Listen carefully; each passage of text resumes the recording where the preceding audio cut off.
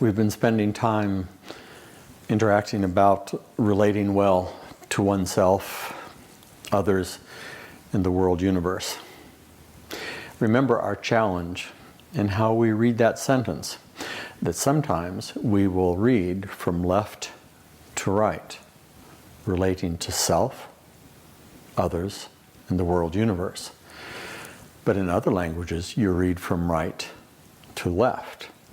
And so here we begin relating well to the world universe as the first step. We are all related.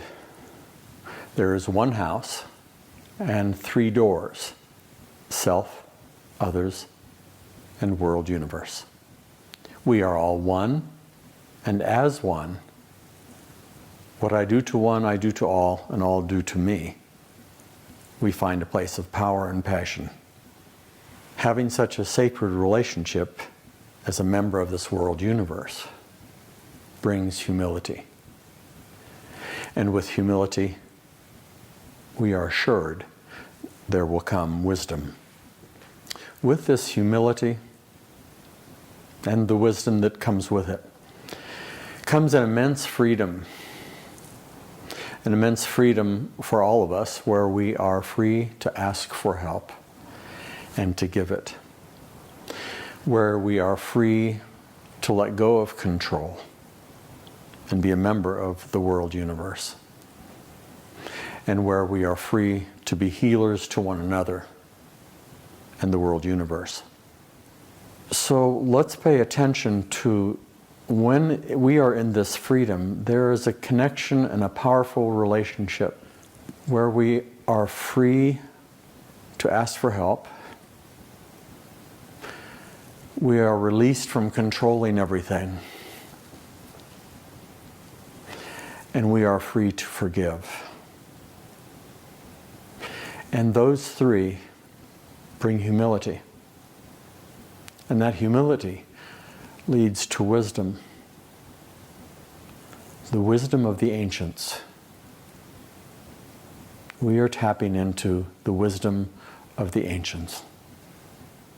We can join them today in this freedom to ask for help, to not have to control everything, to be free to forgive ourselves and others. And that path leads us to humility, and that path leads us to assured wisdom, connects us to a long line of those who have gone before us in a sacred relationship through space and time. So in this manner then, all nations are related. All nations are one. This life of meaning and purpose brings a deep respect for the environment of the world universe.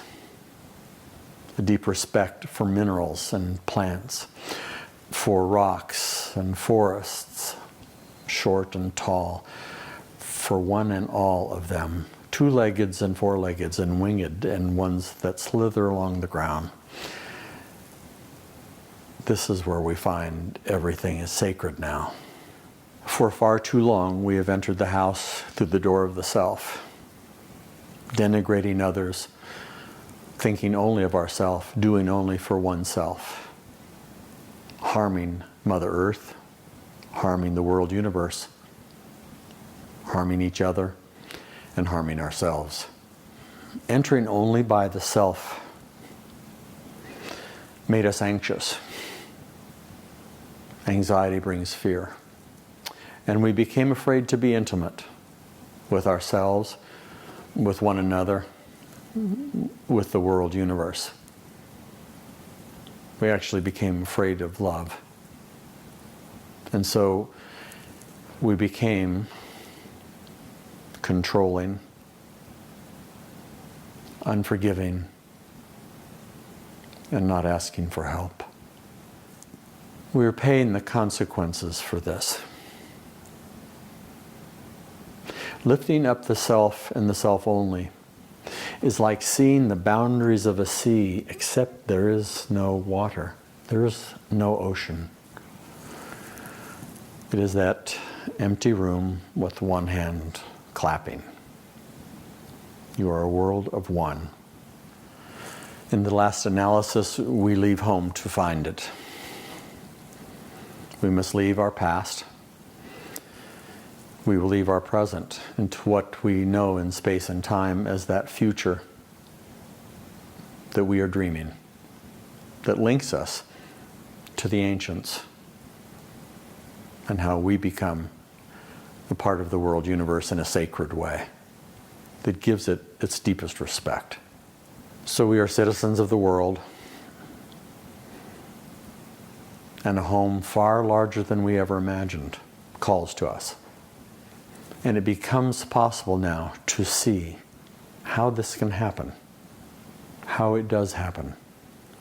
Honoring all ancestors of all people, of all places, and all races.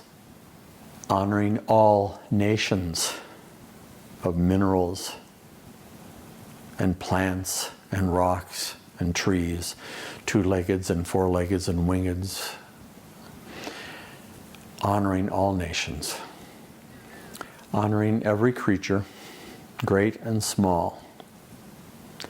Honoring every person, each, one, and all.